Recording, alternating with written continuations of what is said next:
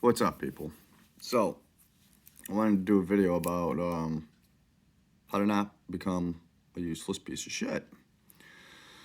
So, let's go back.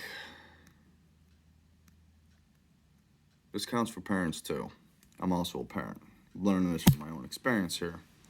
When I was younger, my mom used to do everything for us, pretty much. She would even do my laundry and fold it and put away. Um, I did have chores in the house, but there wasn't many. When it came about for me getting my first job and stuff, I was one of those kids that, mommy would go with me type of deal. I don't remember if she actually did or not, but it wouldn't surprise me. I was used to being taken care of. I was used to always having somebody do stuff for me. It started with my mom. I'm not dogging my mom, but, there are mistakes that we make when we show too much love, too much affection. So, one thing to definitely not do is do everything for your kids. As much as you love them, don't do everything for them. You have to make them do stuff. No matter how much it pains you, no matter how pissed off they get with you, you can't avoid it. If you try to avoid it, you're going to make them weak, and they're not going to be able to do anything for themselves. I'm a perfect example. I had girlfriends, ended up with a wife, don't have one anymore. They always took care of everything. Okay, so another thing you shouldn't do is to take for granted what people do for you to help.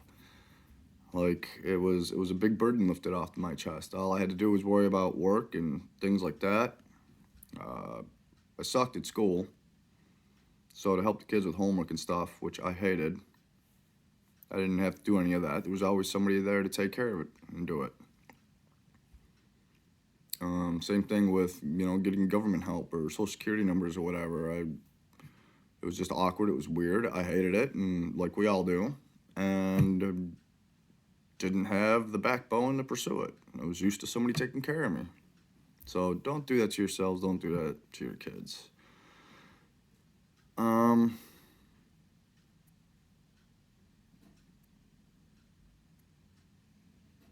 not be a useless piece of shit. You got to force yourself to do new things. You can't let fear drive you insane.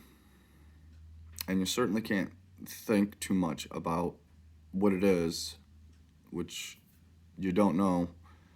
It's unknown. Certain words, like I use paperwork, for instance, for me. They use terms that it's like, well, what the heck does this mean? And because I'm one of those people that sees how night is day and day is night, fire and water, like I can see the relation. That some of their terms, I'm like, well, this can be looked at two ways. So how do you answer this? And I like to be honest, but I was told, well, if you're too honest, you won't get any help. You won't this and that, and the fear would overtake me, and either nothing would get done or somebody else would do it for me. You gotta force yourself to learn new things. You can't let your mind talk you out of it. Everybody's gonna fail. We all fail at things. Failure is part of life. Without it, there's nothing to work for. There's no gratitude for anything. Everything would just happen, and we're not grateful now. So how would it be better without failure? I just don't think it would.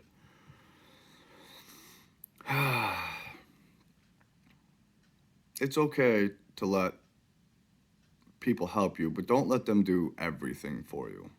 Don't take advantage of it. Don't lean on it. Don't get comfortable with it. It's very easy to do, and it will make you lazy. And not only lazy, but it will make you unknowledgeable. It'll make you useless if somebody's always doing things and taking care of them for you. The things that I should have learned back in my late teens, early 20s,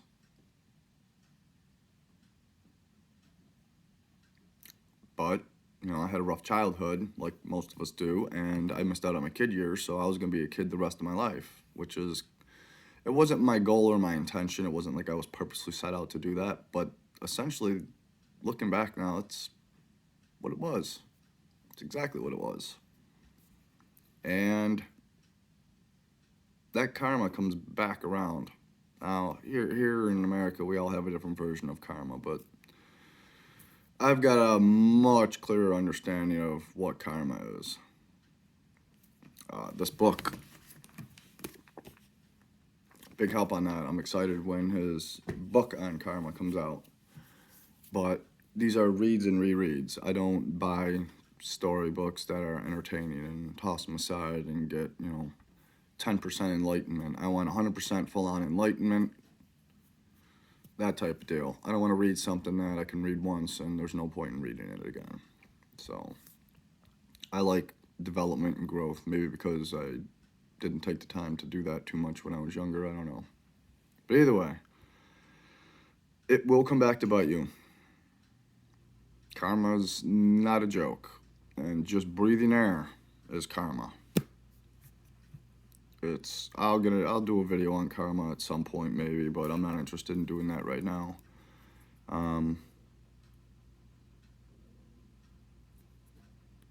Responsibility and leisure has to be balanced. If you lean too far on leisure, you're gonna end up a mess. Yeah, it's easy to do. I mean, I loved playing video games. It was my safe haven growing up. My life wasn't as bad as some people's lives out there, but it was bad. It was the worst out of all me and all my friends and everybody I went to school with that I knew about. I mean, my story it sucked. And my escape, my safe haven was video games, and it was something I was good at. My friends used to joke around how they could buy a game, drop it off at my house, and the next day I'd still be awake playing it, and 24 hours experience into it, and have 3/4 of the game conquered, and all other kinds of crap. I loved RPGs. They lasted longer. There was more excitement in those, and storyline. And it did help with some school stuff because, well, I wasn't all that great in school, but I got to learn, words like apocalypse and all that through the role-playing games that I played. Racing games were just repetitive, same shit. It wasn't my thing. So at least I guess I kind of did something that helped develop up here. You have to balance responsibility and leisure. You just have to. If you don't, you're gonna end up, well, look at a lot of what the world is. I see a lot of 50-year-old dudes living in their parents' basement. They don't have a woman. They drink. There was a guy on a construction site, and he was 50 years old. He had his 5th DWI, lived in his dad's basement.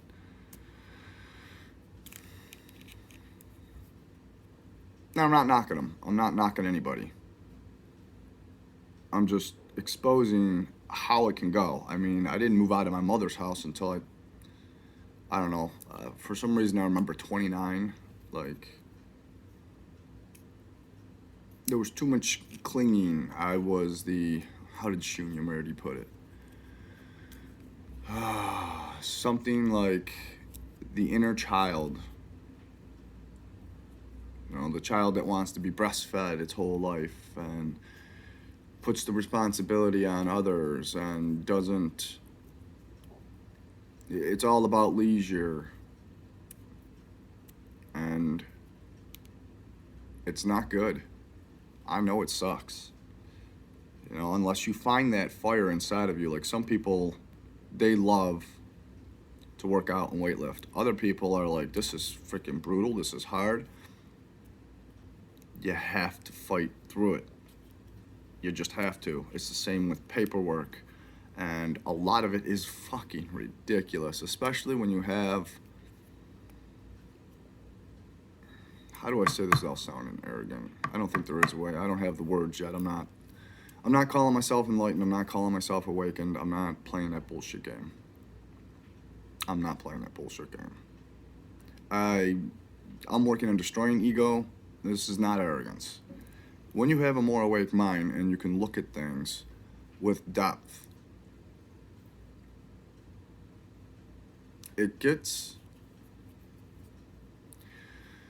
it gets really hard to fill out and do some of this shit that it's ridiculous. Like with, there's escrow and equity and this and that, and it's like, what the fuck does all this mean, and why is this shit here? Like, why? And how do you own land on a planet that we're all born on? And like some of this stuff just, I thought we're supposed to be sharing, and you own it, and it gets passed on to a generation after you're dead, and they get to take your stuff. Like, so it never belonged to you in the first place. You came here with nothing, and you leave with nothing. What is all this? So it makes it hard to do things like that when you think outside the box. And when you think outside the box, you can also lead yourself into a trap of paralyzation from fear, from not wanting to do things because you don't understand how to do them, or you just don't want to do them, or you're used to being, you developed a habit of letting somebody else do everything for you. And when you build on that for years, you're gonna have hell. You're gonna have hell when you get older and you try to break that. You're gonna have hell. There will be the devil to pay. There's your karma for it. So I strongly advise, don't do that.